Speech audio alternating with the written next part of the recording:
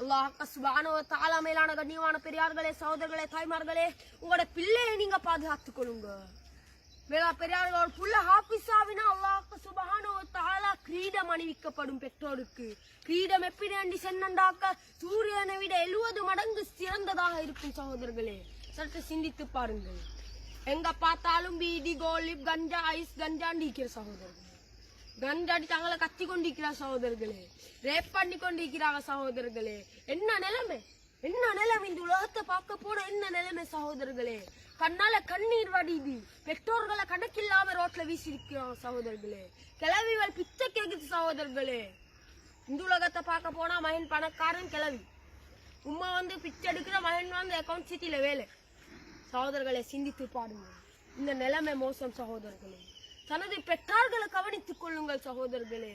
பெற்றோருடைய காலடியில் தான் சுவர்க்கம் என்பதை